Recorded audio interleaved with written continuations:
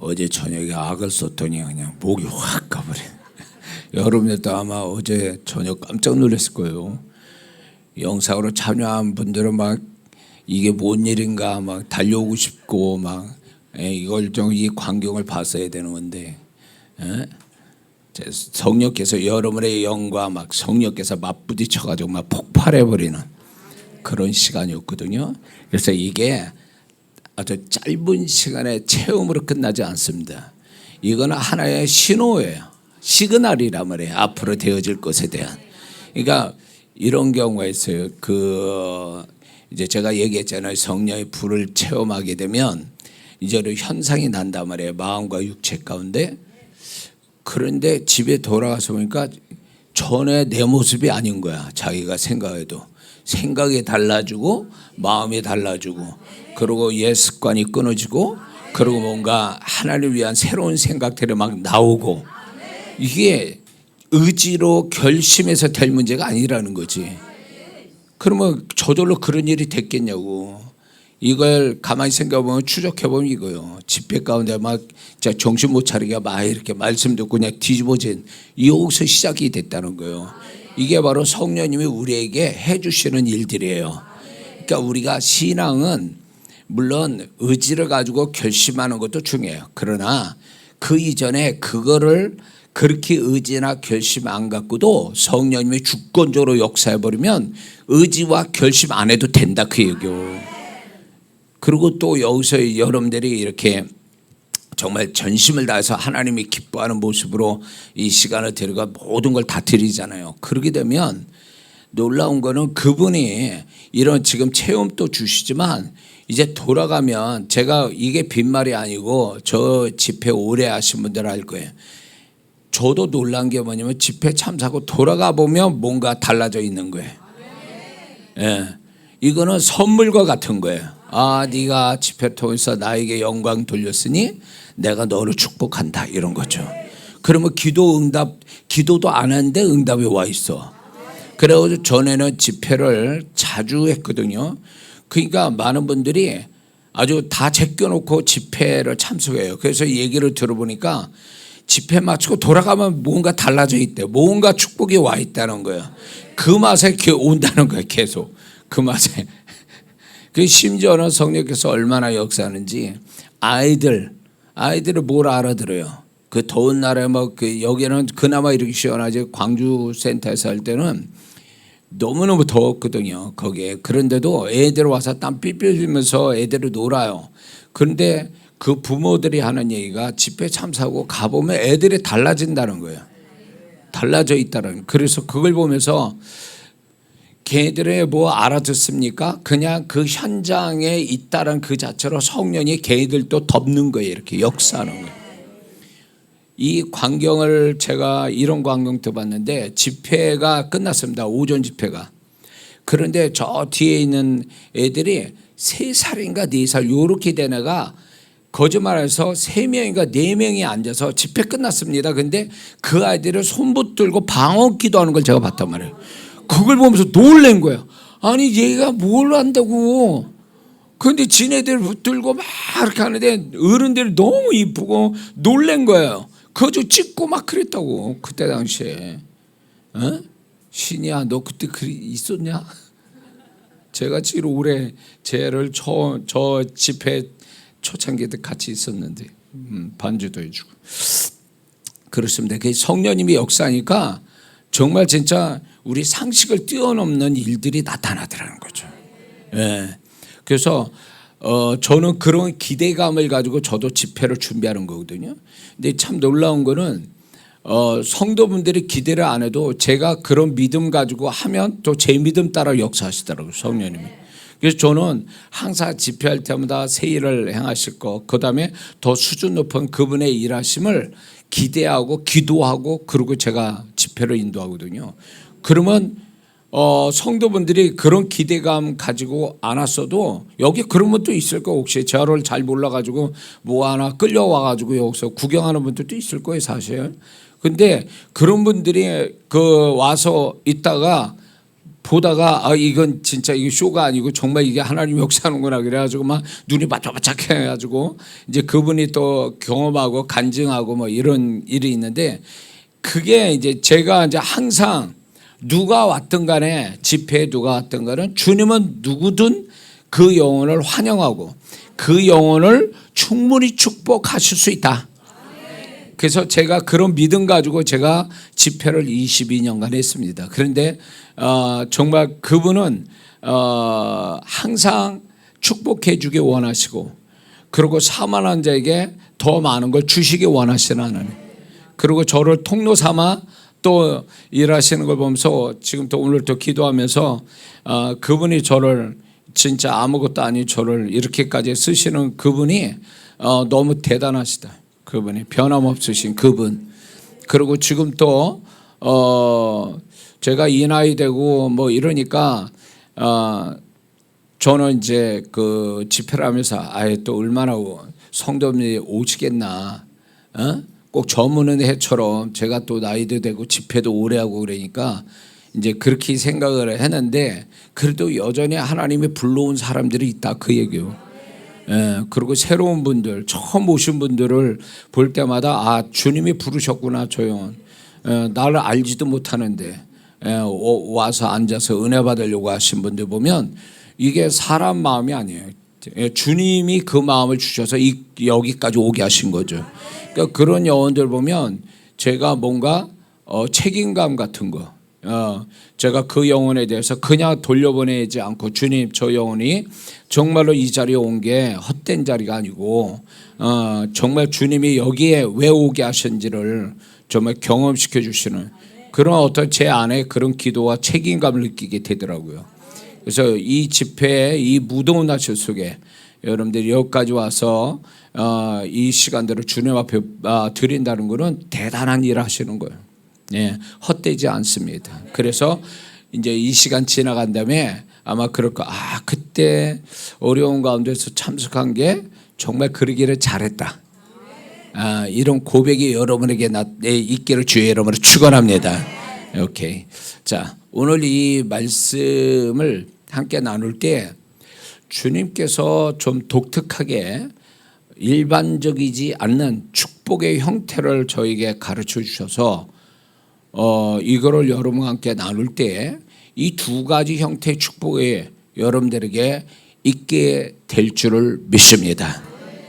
근데 우리에게 이런 거 있어요. 믿는 자들이 하나님이 축복을 할 때 어떤 믿는 자의 상식에 따라서 하나님이 이렇게 역사한다, 어떤 그런 보편적이고 일반적인 축복의 어떤 원리 같은 게 있어요. 축복의 어떤 형태가 있단 말이에요, 일반적으로. 근데 일반적인 것만 가지고 역사하는 게 아니라 그분은 아주 독특하게 우리가 전혀 생각지 않는 그런 형태로서도 우리를 축복하시는 하나님이라는 거예요. 그래서 여기서 우리가 알아야 될 게 우리의 고정관념을 버리는 게 중요해요. 항상 하나님이 역사하는데 방해는 환경과 사람이 방해하는 게 아니라 내 고정관념, 꼭 이래야만 된다, 하나님은 꼭 이래 왔었고 꼭 이래야만 된다라는 나의 고정관념이 그분의 일을 못하시게 하고 그분의 일하심을 못 보게 한다는 거예요. 그러니까 많은 성도분들, 특히 자존심 가고 고집센 분들이, 신앙생활 하시는 분들이 이런 어떤 이런 문제가 있어요. 꼭 이래야만 된다. 자기는 하나님이 이렇게 왔기 때문에 난 꼭 이렇게 역사해만이 하나님이 역사하는 거다. 그리고 다른 방법은 생각해 본 적이 없다. 하나님이 그렇게 역사 안 한다. 이게 단정져서 나름대로의 고정관념이 하나님을 일하시게 못하게 하는 거예요. 그래서 만약에 하나님이 나에게 풍성하게 역사하지 못하시거나 아예 역사를 안 하시게 된다면, 과거에 비해서 안 하신다면 여러 가지 원인이 있는데 그 중에 하나가 뭐냐면 이 성도가 자기의 고정관념 때문에 그분이 일을 못 하시는 거예요. 틀림없어요. 그래서 그거를 깨야 된다는 거예요. 그분은 뭐든지 어떤 일을 다 하실 수 있는 분인데 내 좁은 머리에서 이렇게 하셔야 이렇게 하시는 거다. 하나님은 주문을 해요. 그 주님 나한테 요렇게만 역사해 주세요. 이런 식으로 말하는 사람도 있어요. 그렇게 해야만이 역사하는 거라고 생각해요. 그러니까 하나님이 그렇게 역사 안 하시거든. 그 하나님이 내 의견을 듣고 그렇게 하십니까? 그분의 주권이고 그분이 어떻게 역사하는지 그거를 따라서 순종하는 게 우리의 모습인데 그냥 주문을 해. 자기가 주인인 것처럼 종부리듯이 주님 나한테 이런 식으로 역사해 주세요. 말은 그렇게 안 하지만 생각은 그렇게 하고 있어요. 그러니까 이게 두 가지 문제가 생기는 거예요. 그분이 마음껏 일하지 못하시고 두 번째는 일하신다. 그분이 나를 위해서 일하여 주셔도 그거를 보는 눈이 없는 거예요. 왜냐면 한쪽으로 치우쳐 고정관념으로 치우쳐 있으니까 그쪽만 보고 있으니까 이쪽의 역사인데 이쪽만 보고 있는 거지. 그러면서 이런 성도를 왜 하나님 역사 안 하시냐는 거예요. 눈은 왜 두 개인데 양쪽 다 보라고 눈을 주셨는데 한쪽만 보고 있어. 외눈박이 사람처럼. 이쪽을 봐야지. 그분이 이쪽에서 지금 일하고 계시는데 그러니까 많은 성도분들이 착각에 빠지는 신앙의 착각에 빠지는데 이런 게 있어요. 그래가지고 그분은 일하고 계시는데 엉뚱한 방향으로 쳐다보고 있으니까 다른 방향에서 그분이 일하시는 걸 못 보는 거예요. 그래서 우리가 우리의 삶에 문제가 있고 어려울 때에 주님이 그 가운데도 함께 하신다면 그분이 어디서 어떻게 일하신가 그거부터 찾아야 돼요. 거기서 위로받고 힘을 얻고 그게 별거 아니어도 주님이 여기 이런 상황 속에도 함께 하시구나 그러면서 거기서 힘을 얻어야 되는데 우리는 문제만 봐요. 문제만. 어려운 것만 봐. 그것만. 그 현상 그 사실만 보니까 낙심하고 좌절하고 두려움을 갖는 거죠. 이게 외눈박이 신앙이에요. 좀 더 하나님이 다른 측면에서 그 가운데서도 일하시는 다니엘의 세 친구처럼 불 가운데도 하나님의 형상으로 와 계신 그 예수 그리스도의 상징인데 그 모습인데 그분이 거기 계셨거든요. 그걸 봐야 돼. 불 가운데도 함께 하시는. 그래야 우리가 더 담대할 수 있고 어려운 가운데서도 찬양할 수 있고 그 어려운 가운데도 주님 앞에 믿음 고백을 할 수 있는 거예요. 근데 그렇게 하지 않고 다른 방향으로만 보니까 문제가 되는 거죠. 그것처럼 우리가 하나님이 다양하게 우리 상식을 넘어서 다양하게 역사를 하시는데도 그거를 찾아보려고 하는 게 아니라 여지껏 습관처럼 되어왔던 자기 생각에 그 틀 안에서만 자꾸 찾으니까 안 보인다 그거예요. 하나님 역사를 안 하신 것처럼 보인단 말이에요. 충분히 눈을 열어서 양쪽 눈을 열고 딱 보면 다 그분의 일하심도 볼 텐데 그걸 못 보는 성도들이 있다라는 거예요. 자, 그래서 그분이 우리에게 일하시는데 내가 이렇게 일해 주세요 주문하지 마세요. 그건 건방진 거예요. 하나님 앞에 월권행위 하는 거예요. 그분은 그분의 방법이 있단 말이에요. 그분이 어떤 방법으로 쓰시든 간에 나는 그거를 볼 수 있는 눈이 있어야 되고 그렇게 일하심에 대해서 그분이 일하여 주셔서 나를 축복할 것에 대한 믿음으로 감사하는 자가 돼야 된다는 거죠. 자, 그래서 새로운 형태의 축복이 첫 번째가 뭐냐면 이 축복은 자기가 애써서 얻은 것도 아니고 수고해서 얻은 것도 아니고 원해서 된 것도 아닌 전적인 하나님의 주권주의 역사로 오는 축복이에요. 오늘 이 마띠아가 그런 사람이에요. 그가 원했습니까? 제자 되고 싶어서 그 마가다락에 앉아 거기 왔었냐고 그 생각을 안 한 사람이에요. 그런데 베드로가 이제 이 12제자의 가룟 유다가 지 스스로 죽었으니까 이제 한 명의 제자가 보충이 돼야 된다는 생각에 이제 기도하는 가운데 제비 뽑기 해서 마띠아가 12제자에 들어가죠. 그러니까 아마 제일 놀란 사람이 마띠아였을 거예요. 그걸 예고를 받은 것도 아니잖아요. 근데 참여만 하고 약속의 말씀 예수의 말씀을 믿고 그냥 참여만 했는데 느닷없이 12제자가 된 거예요. 느닷없이. 그러니까 이 느닷없이 이 마띠아가 축복받은 이것이 아주 우리가 지금 제가 말씀드리는 새로운 형태의 축복이라는 거예요. 그거는 뭐냐면 하나님께 축복받을 자격이 있는 자가 자격 없는 자의 축복을 대신해서 차지하는 축복이에요. 이해가 되시죠? 사울 왕이 하나님으로부터 왕으로 자격을 스스로 잃게 되니까 하나님이 자격 있는 다윗을 세우잖아요. 다윗은 언제 왕 되고 싶었던 사람입니까? 근데 아니에요. 그런데 하나님이 이미 왕이 충분히 될 수 있는 조건을 가진 다윗을 일방적으로 세웠어요. 그러면 하나님이 불법을 행하는 자냐 말이에요. 사울 왕이 잘하고 있는데 제껴놓고 다윗을 세운 게 아니잖아요. 우리가 다 아는 것처럼 사울은 이미 하나님의 뜻과 반대로 가고 왕의 특권만 가지고 있고 하나님을 실망시키고 계속 불순종하니까 하나님이 이제 너는 아니다. 내가 보니까 너는 자격이 안 된다. 그래서 자격이 안 된 사울 왕을 이제 내려가게 하고 자격이 있는 다윗을 찾아서 세웠잖아요. 이게 바로 이게 새로운 형태의 축복이에요. 자격이 있다라면 항상 대기하고 있으면 하나님이 자격 없는 자를 대신해서 그 자리를 앉게 하신다는 거죠. 이게 여러분에게 있기를 주의 이름으로 축원합니다. 에스더, 우리가 다 아는 것처럼 에스더가 왕후 와스티가 왕의 명령에 건방지게 순종 안 하고 있다가 폐위되잖아요. 그러고 나서 전국의 처녀를 보았는데 그 중에 에스더가 있었단 말이에요. 근데 그 많은 처녀들 중에 에스더가 왕비가 될 거라고 이 에스더는 생각이나 했을까요? 안 했을 거라고. 그럼에도 불구하고 에스더는 왕후가 된 거죠. 그러니까 자격이 없는 자가 이제 가고 자격이 있는 자가 그 자리를 차지하게 하는 거죠. 하나님의 이 축복의 법칙이 대단해요. 이게 우리가 이 말씀을 제가 전하게 된 것도 이렇게 경험할 사람이 있겠구나.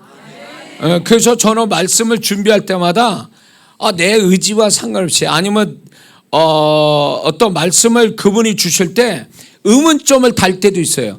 이 말씀이 좀 독특하고 또 이 말씀이 정말 역사하시려고 주시는 건가? 이렇게 의문점을 갖는 말씀들이 많거든요. 근데 그 말씀을 이제 놓고 이제 만들어 놓고 기도를 하잖아요. 그러면 이 말씀을 받아서 축복받을 사람이 있구나 확신을 가지고 제가 이제 말씀을 전하게 되거든요. 그러니까 여러분들은 바로 그 사람들이에요. 할렐루야. 네. 자, 보세요. 이스라엘 그 애굽에서 나와가지고 광야로 거쳐서 가나안으로 들어가는 이스라엘 백성들이 하나님이 일방적으로 이스라엘 땅을 차지하게 되죠. 그러면 일곱 족속 뭐예요? 쫓겨나가는 거죠. 그러면 일곱 족속에 이 일곱 족속이 멀쩡하게 잘 사는데 야 니들 나가 아웃. 그리고 내 민족 내가 끌어다 여기 있게 할 거야. 이런 식으로 일방적으로 했을까요? 한쪽은 하나님이 불법을 행하면서 자기의 사랑하는 민족에서 그렇게 일방적으로 그 자리에 차지하게 하시느냐? 아니에요. 잘 들어보세요. 레위기 18장 24절에서 28절을 보면 너희는 이 모든 일로 스스로 더럽히지 말라. 내가 너희의 앞에서 쫓아내는 족속들이 이 모든 일로 인하여 더러워졌고 그 땅도 더러워졌으므로 내가 그 악을 인하여 보라고 그 땅도 스스로 그 거민을 토하여 내느니라. 이들은 자격이 하나님이 정하신 땅에 거하게 이 사람들은 불합격한 사람들이라는 거예요. 뭐 때문에? 죄악으로. 그들의 죄악이 하나님이 주신 거룩한 땅이 더럽혀졌다 그거예요. 그러니 너희들은 자격이 없다 이 말씀하는 거예요. 그러므로 너희 동족이나 혹시 너희 중에 우간을 타국이나 나의 규례와 법대로 지키고 이런 가증한 일에 하나도 행하지 말라. 너희 전에 있던 그 땅의 거민이 이 모든 가증한 일로 행하였고 일곱 족속을 얘기하는 거예요. 그 땅도 더러워졌느니라. 너희도 더럽히면 그 땅이 너희도 있기도 전에 거민을 토함같이 너희를 토할까느라. 그러니까 하나님이 일곱 족속을 내어 쫓은 것도 그들이 하나님이 명분이 있었다 그거예요. 그 땅에 하나님이 정한 거룩한 땅에 자격 있는 자가 못 됐다는 거예요. 거룩함의 반대, 거룩함을 더럽히는 죄악이 그들이 있었기 때문에 자격이 없기 때문에 내쫓은 거예요. 그러면서 이스라엘 백성에게 그 땅을 주시면서 또 뭐라 말씀합니까? 너희들이 또 죄를 범하면 그 땅이 너를 토하여 낼 것이다. 그 전에 거민들 같이. 그러니까 이스라엘이 하나님 앞에 광야 1세대가 왜 못 들어갔습니까? 광야 1세대는 하나님 앞에 불순종이고 죄악의 상징이 된 거예요. 이들은 가나안 땅, 하나님이 거룩한 예비된 거룩한 땅을 밟기에는 불합격한 자들이에요. 그러니까 광야 1세대는 다 죽이신 거예요. 광야에서. 그리고 이 광야 2세대, 순전한 광야 2세대가 그 땅을 차지할 자격이 되니까 그들을 그 땅을 차지하게 한 거예요. 그러니까 광야 2세대들은요 뭔 일이에요 이게? 자기네들이 수고하고 있습니까? 하나님이 이렇게 말씀해요. 내 하나님 여호와께서 내 조상 아브라함과 이삭과 야곱을 향하여 내게 주리라 맹세하신 땅으로 너를 들어가게 하시고 내가 건축하지 아니한 크고 아름다운 성읍을 얻게 하시며 내가 채우지도 아니한 아름다운 물건이 가득한 집을 얻게 하시며 내가 파지 아니하는 우물을 차지하게 하시며 내가 심지 아니한 포도원 과 감람나무를 차지하게 하사 너로 배불리 먹게 하실 거다.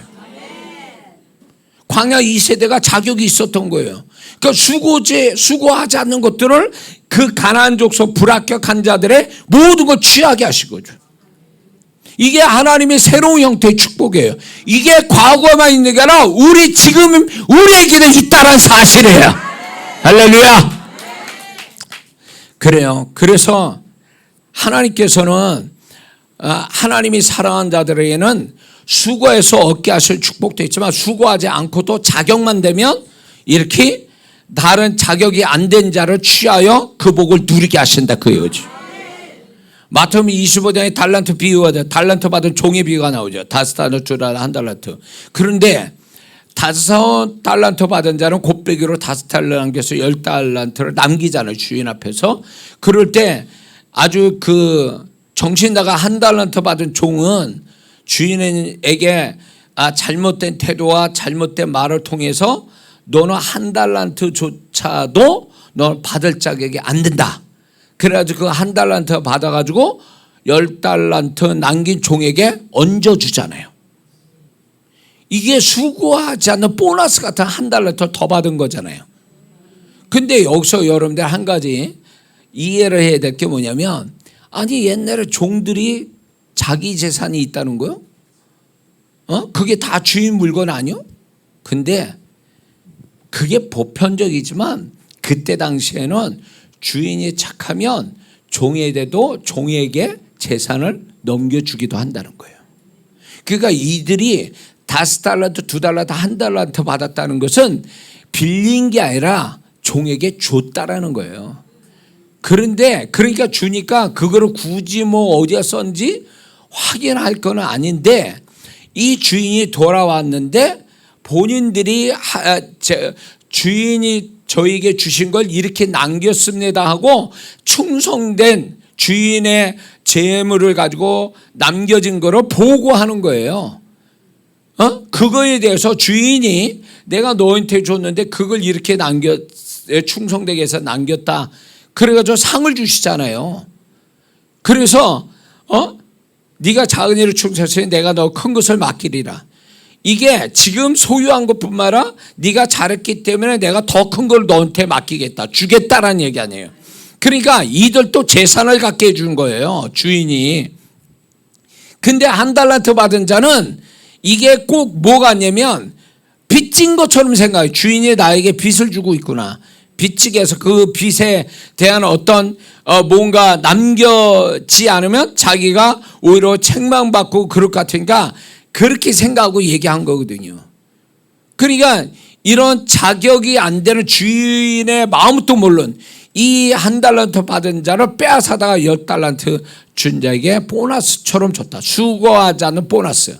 이게 축복을 누릴 줄 모르는 자격 없는 자를 빼앗아 자격이 되는 자에게 주신다는 사건이에요. 그러니까 그 비유가 되는 거죠.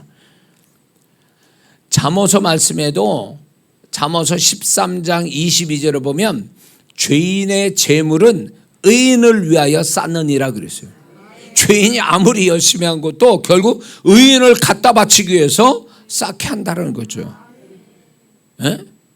그러니까 우리 하나님은 강도가 아니에요. 도적이 아니에요. 자격이 안 되니까 그걸 가지고 누릴 자격이 안 되니까 그걸 충분히 자격이 되는 자에게 넘겨주신다 그 얘기예요. 전도서 2장 3절에도 보면 하나님은 그가 기뻐하시는 자에게는 지혜와 지식과 희락을 주시나 죄인에게는 노고로 주시고 그가 모아 쌓게 하사 하나님을 기뻐하는 자에게 그가 주게 하신다 이렇게 말씀하잖아요. 이게 수고하지 않는 축복을 주신다는 약속의 말씀이에요.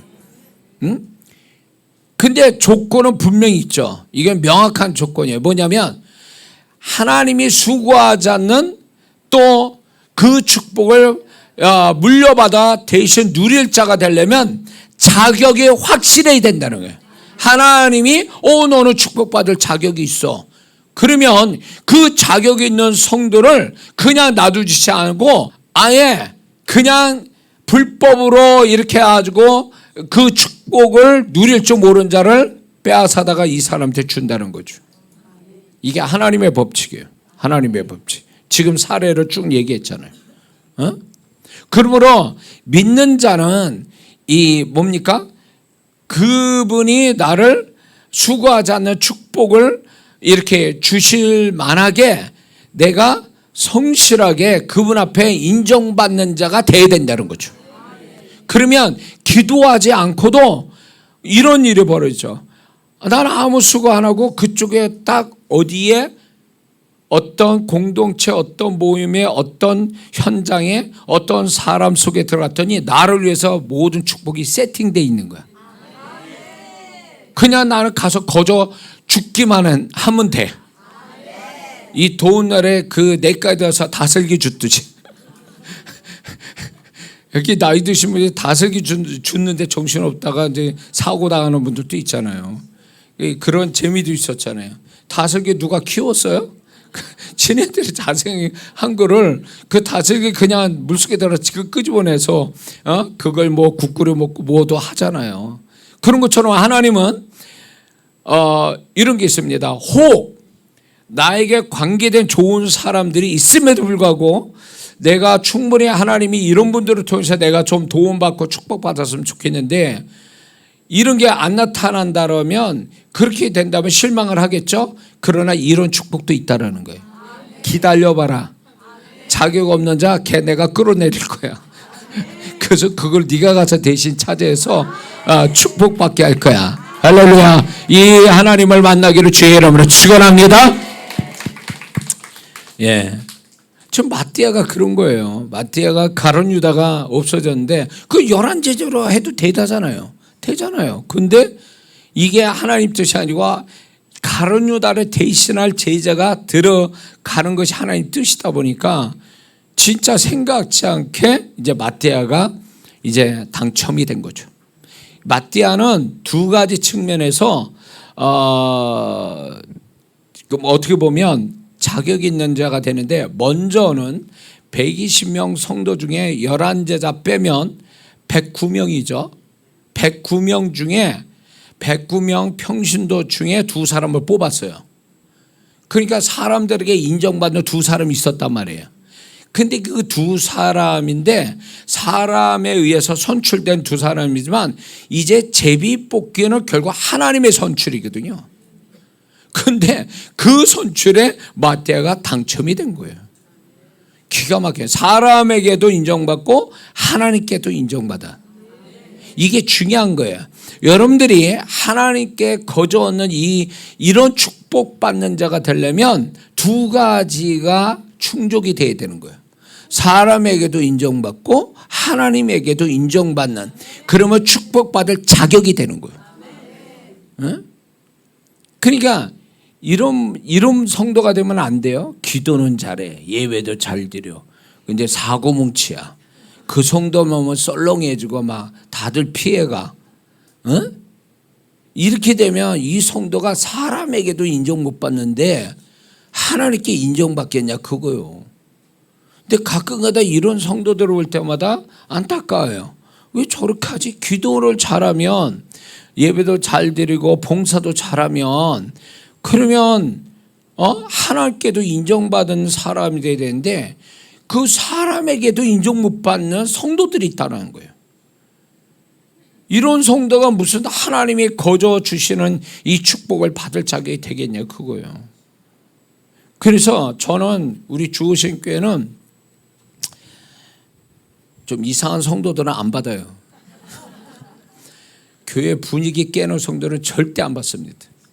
왜냐하면 그분한테 미안하지만 그분 때문에 교회가 홀라당 뒤집어지고 분위기가 깨지고 성령 임재도 사라져. 여기에 왔을 때 그런 성도님들이 내가 볼 때는 그 귀신이 보낸 것 같아. 아주 그 상식적이지 못한 성도들이 왔어요.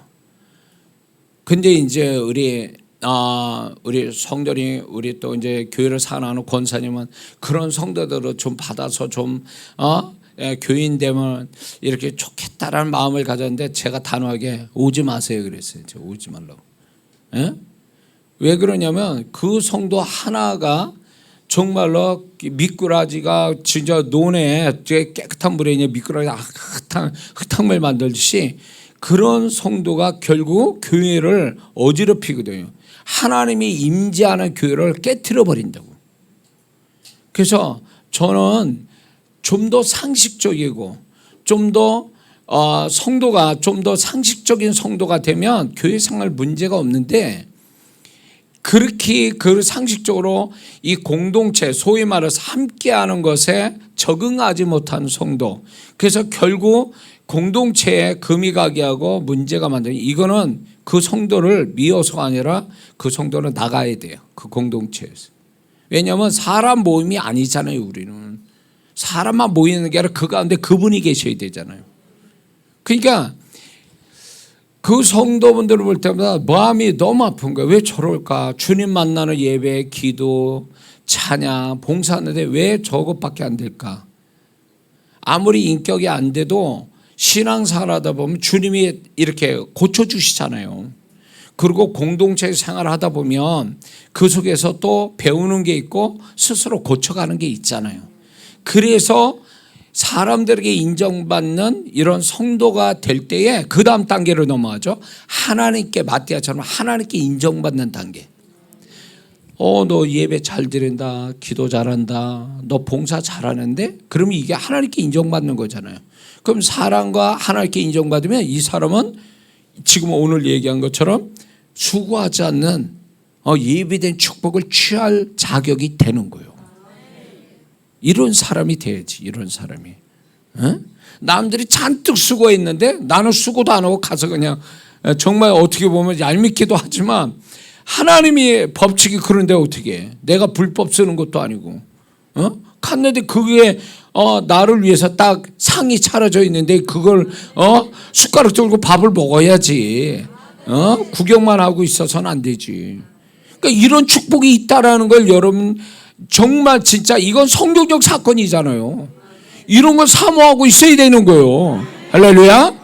예. 아무것도 없어도 이 마띠아가 뭐가 있어요? 로비를 했습니까? 무슨 뭐 재산이 많았겠어요? 뭐가 있겠어요? 이 마띠아는 오직 사람과 하나님께 인정받은 세월이 있었다고. 3년 반의 세월이. 그게 결국은 가룟 유다 대신해서 정말 제자가 된 거 아니에요. 그 제자 없어도 되는 거잖아요. 11제자로 가도 되지만 하나님은 이 마띠아를 위해서 한 자리를 남겨두신 거지. 이 마띠아를 위해서 얼마나 하나님이 이런 성도가 돼 있죠. 쟤는 그냥 놔두면 안 돼. 쟤는 어떻게 내가 세워줘야 되고 쟤한테 내가 축복을 줘야 돼. 이런 어떤 하나님의 마음이 여기서 읽어지잖아요. 그래서 여러분들이 신앙생활 할 때에 사람들한테 물론 인정도 받아야 되죠. 그러나 거기서 멈추지 말고 여러분들이 하는 것들이 하나님께 인정받기 위해서 애쓰면 기다려 보세요. 그럼 반드시 이 사건 옵니다. 여러분들이 이 말씀을 들었으니 이 말씀이 들은 대로 믿음이 된다면 여러분들도 이 마띠아 같은 사람이 될 수 있고 그것이 여러분의 이 사건이 여러분의 사건이 될 줄 믿습니다.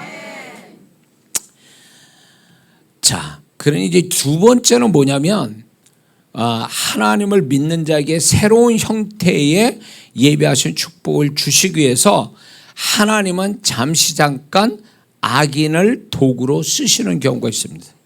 이 악인이 나를 잠깐은 괴롭히지만 이 사람 때문에 내가 축복을 받는 이런 아주 이해할 수 없는 하나님의 섭리가 있어요.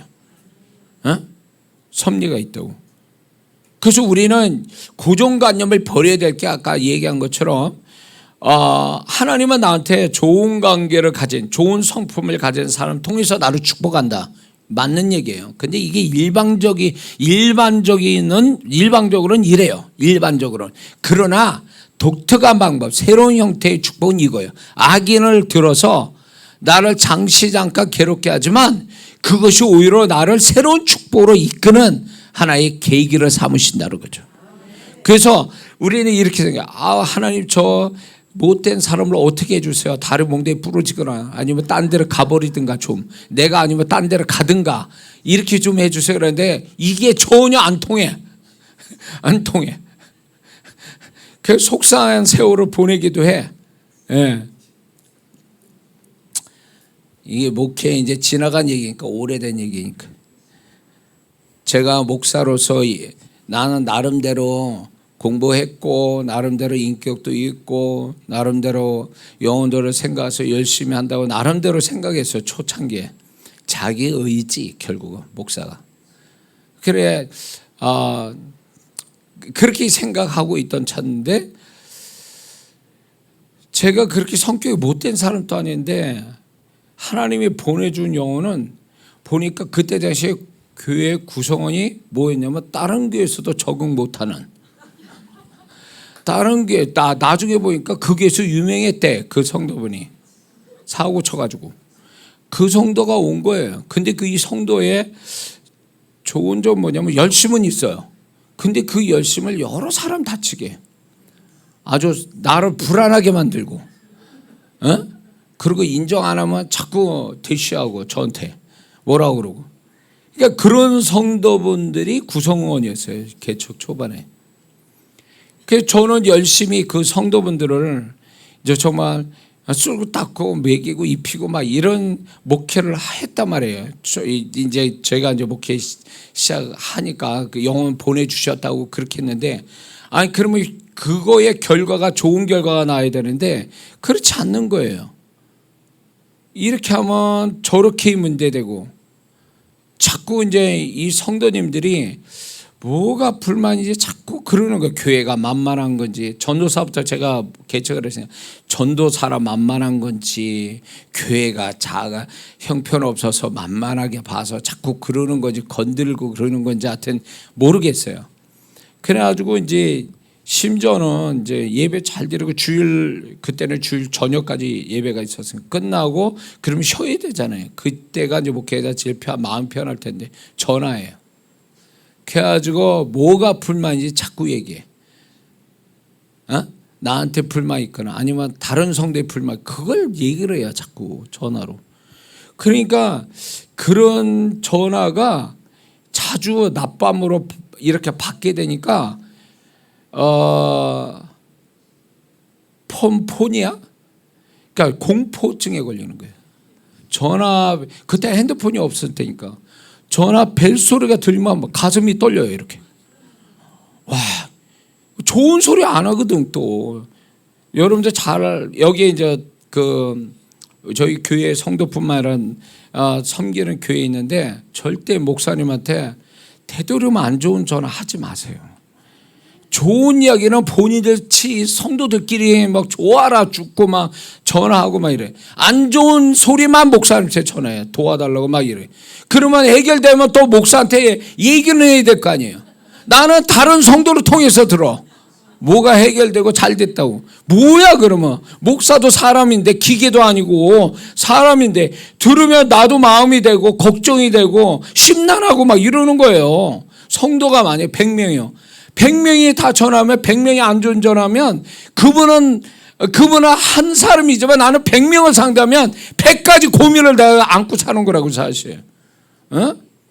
99명 성도가 다 평안해도 한 성도가 뭐가 문제가 있고 그것 때문에 그걸 알게 될 때 99명의 성도로 기뻐하는 게 아니라 그 한 명 때문에 마음이 늘 눌림을 받는다고. 근데 이제 초창기에 그 성도분들은 그런 거를 모르니까 본인의 감정대로 다 얘기해. 안 좋은 얘기만 하고. 그러니까 이제 제가 이제 문제가 있으면 아예 잘못했습니다. 제가 이제 이런 얘기도 하고 그래서 이제 그렇게 넘어가는데 전화가 항상 그런 전화들이 오니까 좋은 얘기를 못 하고 자꾸 그런 불만스럽고 이런 얘기를 하니까 전화를 지금 또 제 전화번호에 번호에 이름 들어가지 않는 사람은 안 받아요. 제가 안 받아. 일부러 안 받습니다. 겁이 나는 거예요. 이 전화 일 받아서 무슨 소리 들을까 내가. 그것 때문에 안 받아요. 그 전화 공포증이 있어요. 저는 그때로부터. 그런데 이제 이 성도님들이 이렇게 해도 저쪽으로 문제 삼고 저쪽으로 하면 또 이쪽으로 문제 삼고 이런 문제가 생기니까 우리 이제 목회자 이제 개척을 같이 한 우리 신학교 동기들을 모여서 얘기하면 재밌대. 개척교회가 성도들이 재밌게 막 신앙생활 잘하고 잘한대. 근데 나는 미치겠는 거예요. 나는 그런 얘기를 못 하는 거야 막. 너무 힘든 거예요 저는. 아니 왜 하나님은 내가 뭐가 잘못해서 뭐가 못돼서 나는 이런 성도들과 씨름해야 되는가. 목회가 즐겁지도 않고 이거 맨날 막 스트레스 받고 막 눌리고 막 상처받고 막 이러니까 이게 과연 목회인가 막 이런 생각이 들면서 목회를 이렇게 하는데 주님께서 나중에 이제 그거죠. 주님께서 그 영혼이 그런 문제가 있으니까 내가 너한테 맡겼다는 거예요.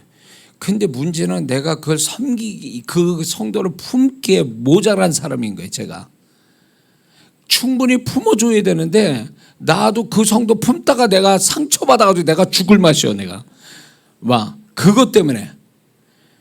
그래서 이건 죄송하고 나중에 회개를 했지만 주님 그 성도 다른 교회 가게 해주세요. 대놓고 얘기는 못하겠고 그렇게 기도했다니까요. 제가 내가 살아야 될 것 같으니까.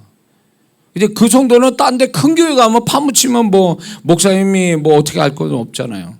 근데 이 작은 교회는 와서 뭐 다 보이고 다 얘기하니까 그게 너무 힘든 거예요. 저는. 그래서 딴 교회 가게 해달라고 그랬어요. 딴 교회. 근데 또 안 가지. 또 그 성도들이 그냥 계속 열심히 하면서 또 상처 주고 뭘 할 수도 없어. 열심히 하니까 또. 그래서 그 성도가 뭘 열심히 한다 그러면 겁이 나. 분명히 저거 문제가 또 있을 건데 막. 근데 본인들끼리 상처받고 뭐 그런 모르는데 그게 왜 다 목사하고 사모한테 가냐고. 그게 결론은 그거야. 나하고 사모가 문제가 있는 거야. 본인들이 문제 해놓고 문제로 만들어 놓고. 그래서 그때 목회할 때 성도한테 되도록 전화하지 말자. 신방 가지 말자. 그냥 조용히 있는 게 예배 때나 보는 게 최선이다. 이런 생각까지 가졌다는 게 제가 어린 마음에 30대니까 그렇게 그럴 수도 있잖아요. 저도 사람이니까. 그래서 그 성도들 때문에 내가 문제가 많거나 아주 죄책감이 휩쓸려 살아. 그냥 지나 넘어갈 수도 있는 것도 꼬집어서 얘기하니까 그때 나는 그래 내가 문제가 있는 사람이야. 내가 의로 충만하니까 내가 문제가 있고 잘못이 있구나. 하나님의 저 성도를 통해서 지적하고 계시는구나. 제가 그 생각을 했거든요. 고맙기도 하고 얄밉기도 하고. 그러면서 이제 그걸 가지고 회개하고 또 우리 박 목사님 옆에서 또 하나님의 음성을 전합니다. 당신이 그걸 잘못했으니까 회개해야 되고 그 성도를 그렇게 하면 안 된다고 그러고 막 내 마음을 몰라. 그러니까 예, 다 사방이 적이야 그냥. 도대체 나는 어디 가서 숨을 쉬어야 되고 누구한테 하소연해야 돼 도대체? 그 우리 마누라한테 얘기를 해야 될 거 아니요. 내 속이라도 얘기만. 아니 이걸 받아줘야지. 하나님의 음성을 얘기한다고 자꾸. 더 죄인이 되는 거죠. 저는 막 그렇게 너무 힘들었어요. 그래서 그 성도가 얄밉기도 하지만 한편으로 그래 맞는 얘기도 있다. 그러면서 이제 떠나지도 않고 계속 있으면서 그렇게 하니까 이제 성도 보는 게 무서운 거예요. 전화 받는 것도 무섭고. 그런데 긍정적인 면은 뭐냐면 내가 나를 못 봤던 거를 이제 나를 보게 된 거죠. 내 어떤 문제를. 그건 고맙더라고요.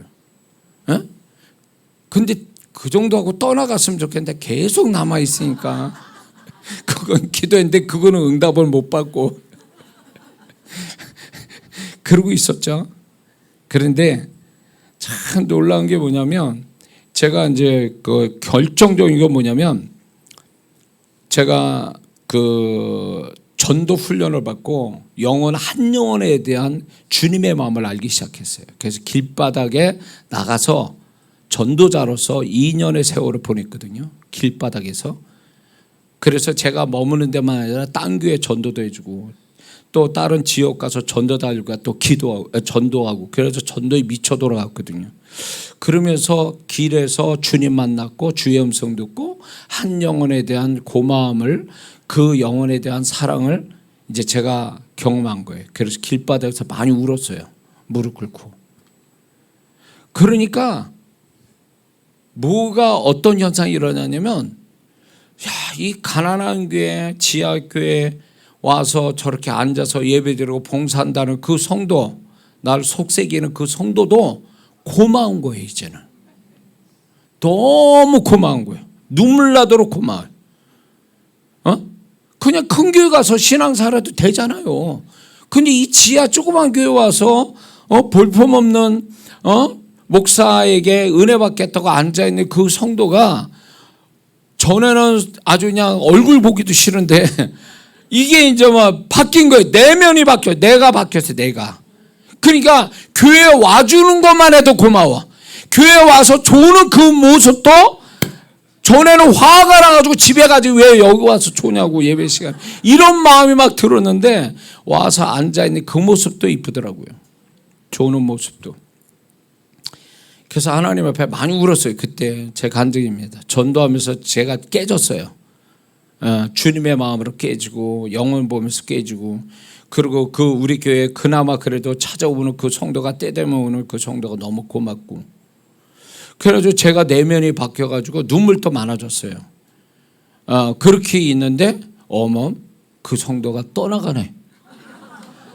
왜 그런 거요? 이제 내가 마음이 바뀌어가지고 섬길만 하고 품을만 한데 왜 나가냐고 왜 나가냐고. 그래 가만히 생각해 보니까 이분을 도구로 쓰시는 거구나. 나를 썼구나. 나를 고치려고 이 성도를 적나라하게 나의 어떤 이런 잘못된 걸 보게 하고 그런 것 때문에 비난받게 하고 이런 것들이 저도 자존심이 가니까 화가 이만큼 막 올라와요.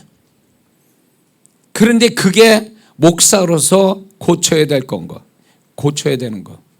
주님이 그 성도를 통해서 회초를 들고 저를 가르치신 거예요. 그래서 이제 목사 조금 될 만하니까 떠나가는 거예요. 책임을 다한 거예요. 이 성도분은. 그래서 지금 또 잊혀지지 않아요. 근데 그 성도들이 미운 게 아니라 고맙게 지금 또 느껴져요. 그리고 내가 더 사랑하지 못한 게 마음이 아픈 거죠. 그때 젊은 혈기에 목사지만 그 성도를 품지 못한 그것이 하나님 앞에 죄책감이 드는 거죠. 그러니까 물론 교회에 제가 목회하면서도 정말 진짜 눈물 나도록 고마운 성도들도 있어요. 내가 뭘 하지 않아도 알아서 신앙생활 잘하고 교회를 정말로 잘 목사 이상으로 잘 섬겨주고 눈물 나도록 고맙죠. 그런 성도들이 있는데 물론 그 성도 통해서 힘을 얻습니다. 위로를 받습니다. 그런데 주님의 시각에서는 네가 목사로서 고쳐야 될 게 많다. 근데 이게 네가 스스로 못 보고 네가 고칠 마음이 없으니까 내가 사람을 보내마. 사람을 보내마. 그저 임시 머물다가 떠나. 사명을 다하고 떠나. 목사 괴롭히는 사명 다하고 떠나. 그래서 그분들한테도 지금 또 제 마음에는 그때는 막 너무 힘들었어. 예, 그러나 지금은 생각할 때 그 성도들을 하나님 보내주셔서 그나마 목사가 요 정도 된 겁니다. 요 정도. 예, 너무 감사하죠. 잠언서 16장 4절의 말씀이 이런 말씀이 있어요. 여호와께서 온갖 것을 그의 쓰임에 적당하게 지으셨나니 악인도 악한 날에 적당하게 하셨느니라. 모세가 이스라엘 백성으로 끄집어내는데 바로를 하나님이 쓰셨다고요. 강파가 바로의 마음을 통해서 10가지 재앙을 통해서 하나님의 위대하심을 경험하고 그 이스라엘 백성이 다시 한번 신앙을 다시 다지면서 이제 애굽에서 나오지 않았습니까? 순순하게 내줬다면 아마 10가지 재앙도 없을 거고, 순수하게 바로가 순전하게 그렇게 내줬다면 이스라엘 백성조차도 하나님에 대한 위대하심을 경험 못했을 거예요. 근데 이 바로 때문에 결국 애굽 사람들은 하나님의 살아계심과 위대하심, 또 이스라엘 백성은 하나님 막연하게 생겼던 그 하나님을 확실히 갖는 신앙을 갖게 한 거죠. 그러니까 바로가 도구가 된 거예요. 결국 하나님이 이스라엘 백성을 위한 도구로 쓰신 거죠. 출애굽기 7장 3절 4절을 보면 내가 바로의 마음을 강팍하게 하고 이렇게 말씀하잖아요. 그러니까 그분이 주권적으로 바로의 마음을 강팍하게 했다는 거예요. 나의 표징과 나의 이적을 애굽 땅에 많이 행하리라마는 바로가 너희를 듣지 아니한 터인즉 내가 그 손을 애굽에 더하여 여러 큰 재앙을 내리고 내 군대 내 백성 이스라엘 백성 그 땅에서 인도하여 낼지라. 하나님은 그 바로의 마음을 강팍하게 한 것이 결국 하나님의 계획을 더 확실하게 계획대로 가게 하고 더불어 부수적으로 많은 어떤 하나님의 원하신 바를 이루게 되는 거죠. 악인을 이렇게 쓰신다는 거예요. 여러분들 삶 속에 그런 사람 있지 않습니까? 떠나라는데 안 떠나고 징글맞게 난 속삭이는 사람. 내가 떠나야 되는데 나는 못 떠나. 저 인간 떠나라는데 그 사람은 또 안 떠나. 그래가지고 더불어 있으면서 계속 괴로움을 당해. 기도는 하는데 뭐가 달라지는 게 없어. 그러면서 계속 고통을 받고 상처를 받아. 근데 분명히 기도해 보면 하나님의 때가 아니어서 움직일 수도 없어. 꼭 뭐 아니면 거기다 아주 세상 속된 편을 짱 박아 놓은 것 같아. 나를 거기다가. 우리 제가 목회 초반에 우리 자매 하나가 있었는데 그 자매가 이제 주일을 지킬 수 있는 직장을 얻다 보니까 하나님이 정말 큰 직장을 주셨어요. 자동차에서 큰 직장을 갖게 됐는데 거기에 들어갔는데 거기 들어가서 하나님이 인도하셨다. 개인 사무실로 내가 거기에서 직장 생활하고 싶었는데 하나님은 주일 지킨다는 그 신앙을 하나님이 축복하셔서 큰 자동차 회사의 중요한 부서에 들어가서 일을 하게 됐어요. 그래서 너무 감사한데 거기에 누가 기다리고 있었냐? 거기에 상사가 예수 믿는 이 자매를 들들 볶는 거예요. 눈물을 와서 항상 눈물을 흘리는 거예요. 그러면서 자기가 직장을 그만두고 싶다라는 거예요. 야, 그만두기는 네가 하나님 인도하셔서 하나님이 거기 보냈으면 하나님 뜻이 거기에 다 있는데 너 나오면 아무것도 아니야. 너 하나님 영광도 안 되고. 제가 이제 그 얘기했죠. 너 그냥 눈물 흘리면서 기도는 해라. 그러나 하나님이 반드시 어떤 식으로 하나님의 때가 올 거다 이랬어요. 근데 얘가 이제 순종을 잘한 거예요. 그런데 어떤 일이 벌어졌냐? 그 상사가 거기 부서에서 딴 데로 옮겨졌어요. 그래서 하나님이 근데 그 바람에 얘가 하나님을 경험할 뿐만 아니라 심령이 새로워졌어요. 변화를 받았어요. 그 사람 때문에 얼마나 많이 울고, 그리고 나름에 있는 자존심이나 이런 것들이 다 깨져나간 거예요. 그 사람 때문에. 그러니까 그 사람 또 사명을 다하고 간 거야. 이 자매를 괴롭히는 사명을 다하고 떠나간 거예요. 어? 이게 비단 제가 경험한 이야기지만, 제가 관계된 여러분들이 분명히 이런 사람이 있습니다. 이런 사람. 제가 목회 얘기도 했지만, 만약에 그런 사람이 있으면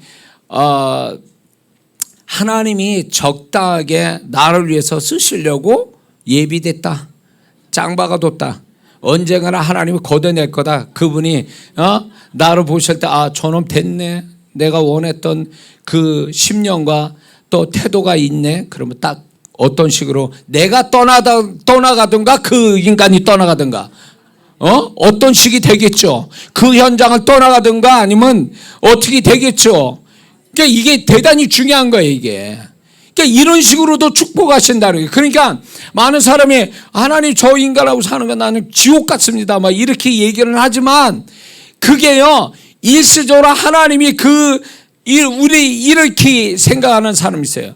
나를 괴롭히는 사람이 있을 때 저 사람을 변화시켜 주세요 이래요.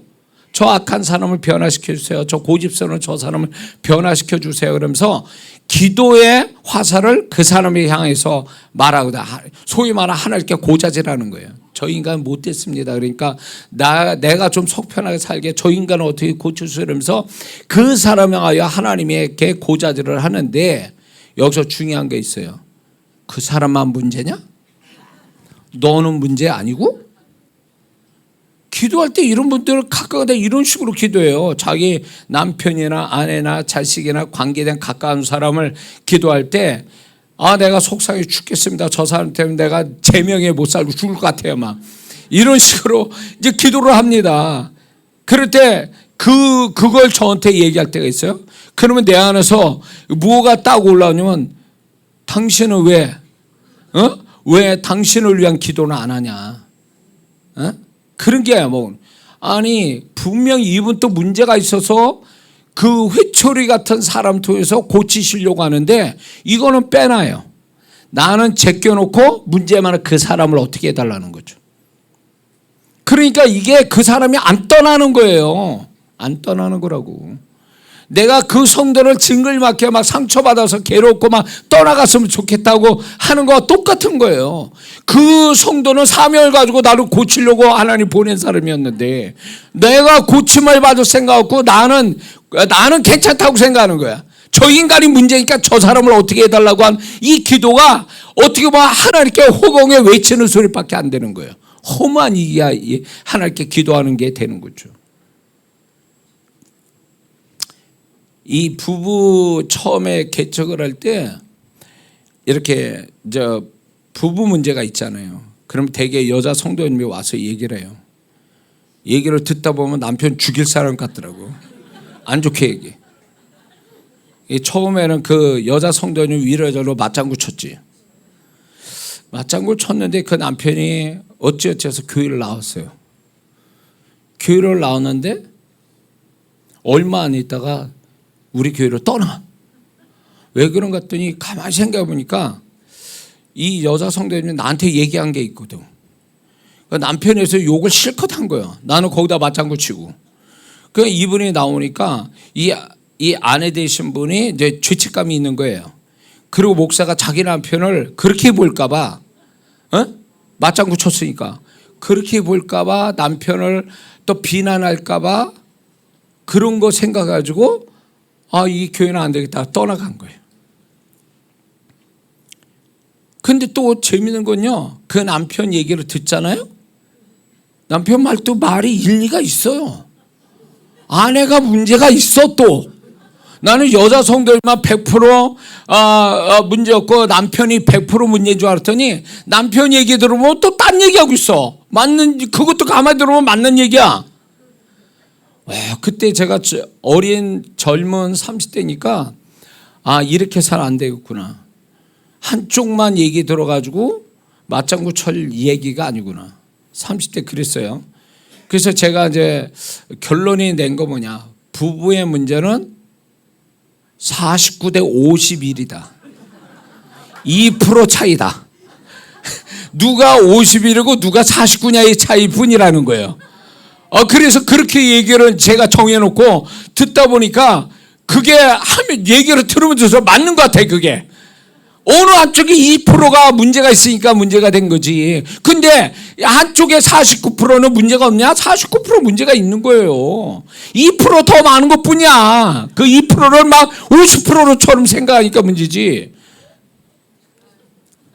그러니까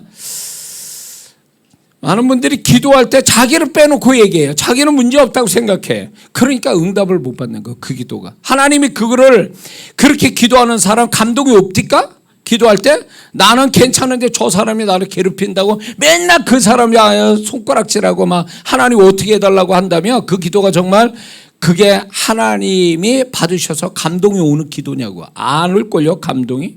왜냐면 너하고 관계됐다면 너도 문제가 있는 거야. 너하고 관계된 거는 너도 포함되어 있다라는 거예요. 근데 우리는 우리 자신을 포함 안 시키니까. 이게 두 가지를 다 하나님이 이 모든 두 가지를 다 해결하려고 하나님께서 이런 사람을 붙였는데 나를 빼놓고 얘기하니까 이 두 가지가 해결이 안 되는 거지. 하나님은 한쪽만 해결하신 분이 아니에요. 양쪽을 다 해결하려고 하시는 거지.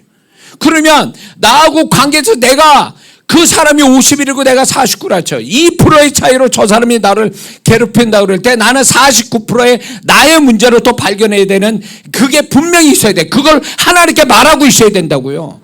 그래야 네가 비로소 하는구나. 저 악인을 가지고 너를 너 자신을 포기하는 걸 네가 비로소 봤구나. 그럴 때 양쪽을 다 역사하시는 거죠. 이 사람은 이 사람대로 나는 나대로 그분의 역사에서 게임을 깔끔하게 끝내시는 거죠. 근데 한쪽으로만 나는 의롭고 저 사람은 불의를 행하는 주인이고 이런 식으로 논리를 이렇게 하면 하나님 응답 안 하세요. 그 사람을 계속 오랫동안 거기서 좀 괴로움을 당해야 돼. 지금 그런 분 있을까 걱정이네. 제발 어깨를 부탁을 드립니다. 그래서 내가 막 정말 진짜 내가 이런 인간 이런 현장에 이런 일에 내가 이렇게 살아야 되는가 막 이러면서 탈출하고 싶어하는 사람도 있을 거예요. 아니요. 그러다 끝나는 게 아니에요. 딴 데 가잖아요. 똑같은 상황 또 생겨요. 나는 이 인간이 싫어서 딴 데 갔더니 비슷한 인간이 또 거기 있네. 이 귀신 붙어서 막 따라오는 것처럼 그래요. 뭘 얘기할까? 이게 하나님의 섭리라면 뭘 얘기할까요? 넌 도망갈 수 없어. 네가 너 자신을 네가 고칠 마음이 없으면 너는 너를 이런 사람을 통해서 너를 고치려고 계속 내가 붙일 거야. 이런 거거든요. 그러니까 우리가 뭘 떠나가서 뭐가 거기서 뭔가 나는 평안함을 누리고 나는 더 좋은 환경과 더 좋은 사람을 가지고 살 것처럼 생각하면 이건 착각이에요. 지금까지 하나님이 나를 인도해서 여기 왔는데 하나님이 인도하셨다 그래서 천국으로 인도하는 게 아니에요. 죽는 그 순간은 천국 가겠지만 여기에서는 천국으로 인도하는 게 아니라 거기도 여전히 문제가 있어요. 하나님이 인도하신데도 여전히 문제가 있다고요. 근데 우리는 착각해요. 하나님이 인도하셨다면 거기는 꽃길이고 나를 위해서 나를 사랑해주고 나를 축복할 사람들만 있을 거야. 아니요. 절대 안 그래요. 공식 이거 깨져요. 이 고정관념 깨야 돼요. 뭐냐면 내가 인도함을 받고 가도 거기에는 여전히 문제가 있어요. 그 문제 속에서 주님은 나를 고치시고 또 그 나와 관계된 사람들도 같이 고쳐가시는. 그래서 나중에는 하나님이 나를 위해서 저 사람이 예비됐구나. 좋은 거든 안 좋은 사람이든 안 좋은 사람이든 나를 위해서 예비된 사람이었구나 이렇게 말해야 돼요. 안 좋은 사람은 나름대로 나를 도구로 하나님이 나를 어떤 부분을 위해서 저 사람을 도구로 쓰시는구나. 내전에 긍정적 좋은 사람 통해서 하나님이 나를 위로하고 쉼 주시고 있구나. 이런 식으로 양면으로 그분이 나를 일하고 계시는 거거든요. 그러므로 내가 설령 안 좋은 사람 만난 그거를 나는 만나지 말아야 할 인간을 나는 만났다. 나는 불행하다. 이런 논리로 내가 고정관념 가지면 큰일 납니다. 잠시 잠깐만 이런 거 경험해 봤습니까? 이 사람이 이제 제가 목회로 얘기하자면 이 사람이 참 나의 마음 상처 주고 힘들게 했어요. 그래서 교회를 떠났어. 그래서 다른 데서 만났는데 이렇게 사람이 좋을 수가 없어. 이게 뭐예요? 사람이 갑자기 왜 이렇게 달라지냐고. 왜 나하고 있을 때는 악이냐? 나하고 관계가 없을 때는 왜 나한테 그렇게 잘해주냐고. 난 그때 생각한 거야. 이 사람이 변한 게 아니에요. 하나님이 잠시 잠깐 나를 위해서 그 사람을 도구로 쓰신 거예요. 우리는 그렇단 말이에요. 그러니까 그 사람이 악이냐고 평생 악인이 아닐 수 있다는 거죠. 잠시 잠깐 나를 위해서 나를 고치시게 어떤 뭔가를 고치기 위해서 그 사람의 뭐 안 좋은 성품을 잠깐 쓰신다든가 뭐 그랬던 거지. 이 사람이 영원토록 나에게 악인이 되지는 않을 수 있다는 거죠. 오히려 그 악인이 나중에는 나에게 나를 돕는 자로 바뀔 수 있다는 거죠. 바뀔 수 있다는 거죠. 뭐 제가 기억나는 게 그가 우리 신학교 동기의 공군 하사관에 있던 그 전사님이 거기에 아주 안 좋은 고약한 고참이 있었는데 이 사람을 어떻게 해야 좋은 관계를 가질까 해서 한 달에 한 번씩 월급 받을 때 이 고참을 맛있는 점심을 사줬대요. 이게 고참이 자기가 자기 죄를 또 아니까 처음에는 부담스러워 이러더니 이제 매달 그러니까 이제 이 고참이 이제 마음을 바꿔서 자기를 잘해주더라는 거예요. 그런데 나중에 어떤 일이 벌어졌냐? 거기 근처에서 개척을 했는데 개척 멤버가 그 사람이었어요. 이게 사실이에요. 진짜 있는 일이에요. 그러니까 악인이라고 끝까지 악인은 아니에요. 내가 악하게 대하면 또 그 사람은 더 악을 바쳐서 나한테 악을 행하겠지. 그런데 내가 그 악인을 정말 참고 기다리고 또 하나님이 나를 위해서 저 사람을 쓰는 거다 이렇게 하면서 그 사람한테 선을 베푸면 언젠가 그 악인이 나를 돕는 자가 되는 돌변되는 일들이 생길 수 있다는 거죠. 그러니까 하나님의 섭리라는 게 우리가 처음에 제가 얘기한 것처럼 고정관념을 깨야 돼요. 좋은 사람, 좋은 환경에서만 나에게 하나님 예비된 축복이 오는 거다. 이건 일반적이고 이게 꼭 그렇지만 않다는 걸 지금 두 가지 저 형태로 제가 얘기하고 있는 겁니다. 이해가 되시죠? 그러니까 무작정 이런 사람이 있어요. 지금 불편하고 어려운 사람, 아주 정말 악인은 아니더라도 나를 불편하고 힘들게 하는 사람이 있다 그래서 도망갈 생각한다면 이 사람은 잘못된 생각하고 있는 거예요. 하나님은 이런 게 있어요.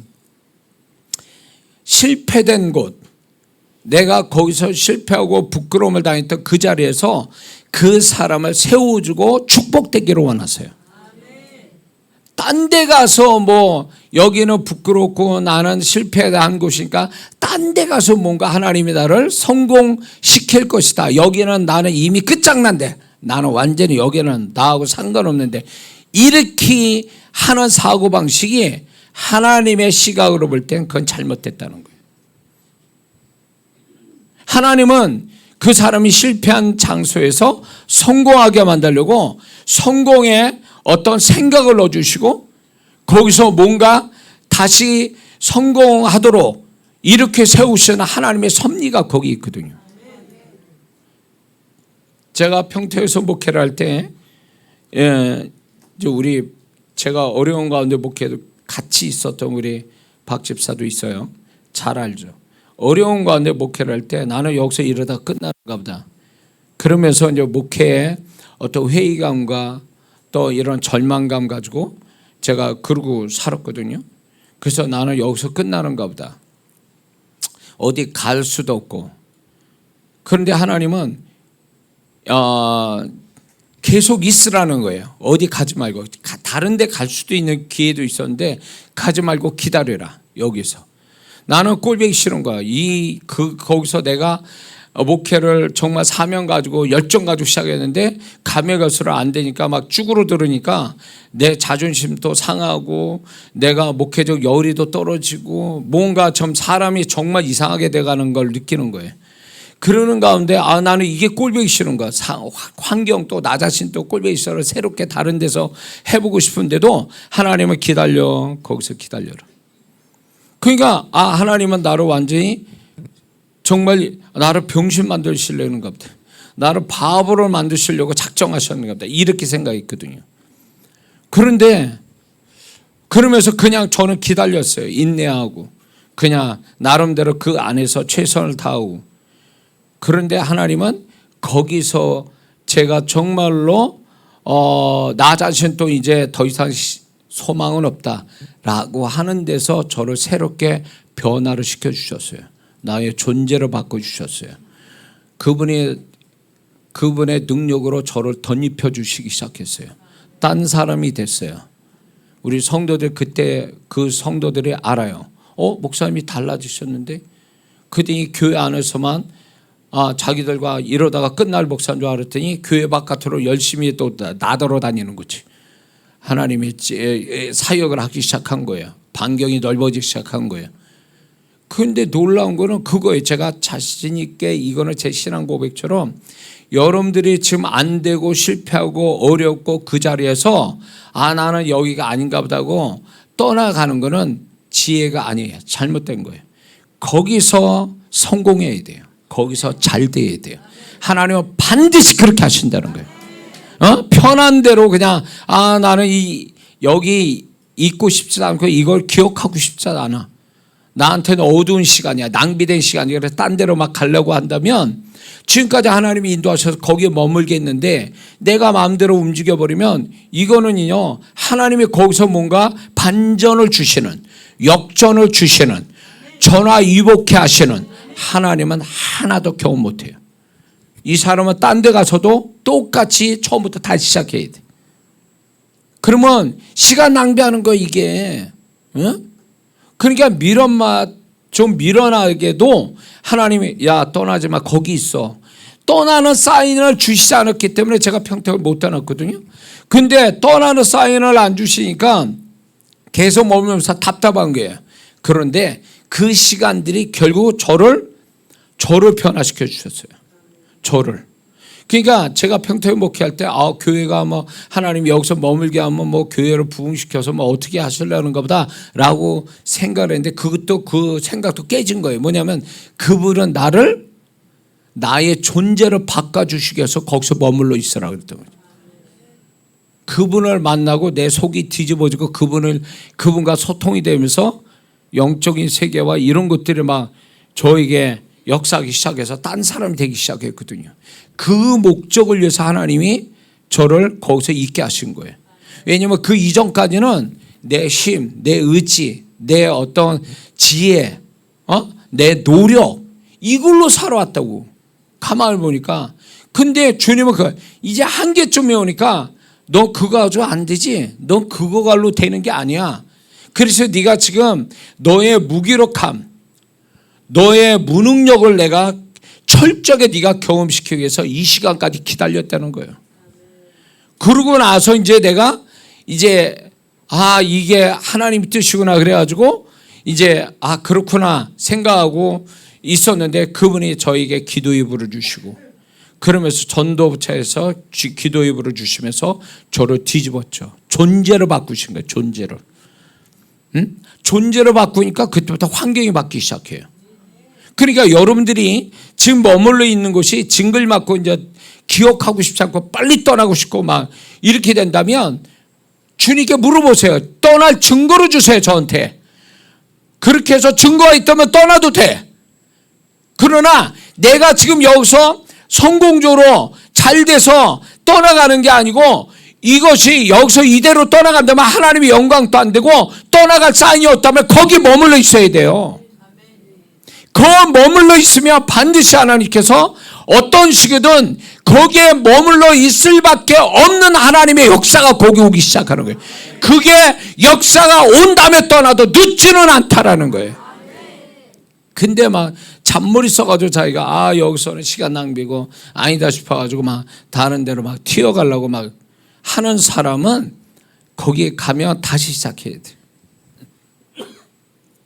지금 이 이야기는 없는 얘기하는 거예요. 지금 분명 이 지금 마지막 이 메시지가 지금 여기에 걸려 있는 성도들이 있어요. 그러니까 제발이지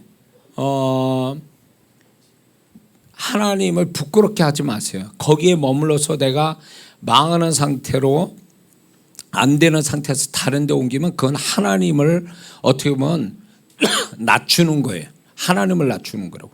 하나님의 계획이 너 여기서 내가 너를 반전과 역전을 줄 거야 라고 해서 계획을 딱 가지고 계셨는데, 근데 내가 다른 데로 가버리면 여기는 완전히 내가 머물러 있는 데는 수치와 부끄러움과 안 되고 실패하는 걸로 딱 끝나버리는 거예요. 그거는 결국 하나님을 어떻게 심하게 보면 모독하는 거예요. 하나님이 그렇게 해서 내가 안 돼가지고 다른 데로 옮긴다고요? 하나님이 능력이 없어서 나를 거기에서 그렇게 진흙탕 속에서 있게 그까지 있게 하다가 결국 그 딴 데 또 현찮은 데로 옮기신다고요?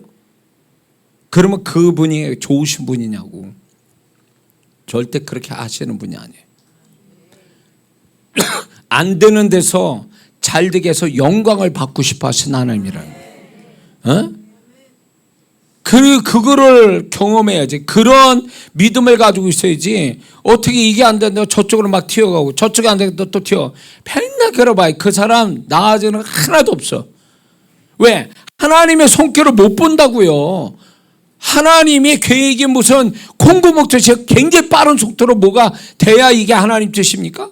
아니요. 어쩌면 내가 전혀 생각지 않는, 어떻게 보면 지루하기도 하고 답답하기도 하고 내가 완전히 물속에 깔았는 것 같은 그런 느낌으로서 살게 하는 그 상황도 하나님이 무능력해서 나를 그대로 놔두시는 게 아니에요. 그보다 더 중요한 것이 있기 때문에 나를 그렇게 하게 하는 거예요. 그거를 경험시키는 거라고. 그러면 그 환경을 탓하지 말고 나를 자꾸 들여다봐야 돼요. 내가 이 환경을 극복하고 하나님의 반전과 역전을 주려면 내가 어떻게 해야 되는지를 생각해 보라고요. 거기에 답이 있거든. 거기에 답이 있어요. 은혜가 되십니까? 반드시 악인에 대해서 여러분들이 절대로 정말 그 사람을 부정적으로 보지 말고 여러분들이 그를 위해서 그냥 믿음으로 축복하세요. 그러면 그 사람의 역할을 다 끝나면 하나님이 반전이 오는데 반대적 사람이 와요. 그리고 여러분들이 지금 마지막 얘기한 여러분들이 지금 머물러 있는 그곳이 못마땅하더라도 절대로 시간 낭비 아닙니다. 잘 되고 모든 게 잘 되어가고 이래야 거기가 가치가 있고 행복한 것 같지만 결국 그것만이 아니라 내가 머물러 있는 곳이 힘들고 눈물 나는 곳이라도 그분이 이끄셨다면 그분이 반전과 역전을 주셔서 그 자리를 떠날 때까지 머물러 있어야 돼. 그게 지혜예요. 그런 속에 있더라도 여러분들이 하나님을 기쁘시게 하는 일들을 그 속에서 행하고 있다면 더 좋겠다는 생각 듭니다. 맨날 울고 짜고 주님 날 살려주세요. 여기서 꺼집어내주세요. 막 그러면서 하나님을 그런 식으로 들들 볶지 말고 하나님 앞에 하나님 내가 이런 어렵고 힘든 상황이지만 하나님을 어떻게 높일 수 있는지를 가르쳐 주세요. 그러면서 그 속에서도 하나님을 높이려고 애쓰면 그게 나의 반전과 역전을 속히 오게 하는 거예요. 속히 오게 하는 거예요. 하나님이 이제 이런 말씀이 있습니다. 이사야 61장 3절 무릇 시온에서 슬퍼하는 자에게 화관을 주어 그 죄를 대신하며 희락의 기쁨으로 그 슬픔을 대신하며 찬송의 옷으로 그 근심을 대신하신다. 할렐루야. 이 말씀이 여러분의 말씀이 되기를 주의 이름으로 축원합니다. 기도합니다.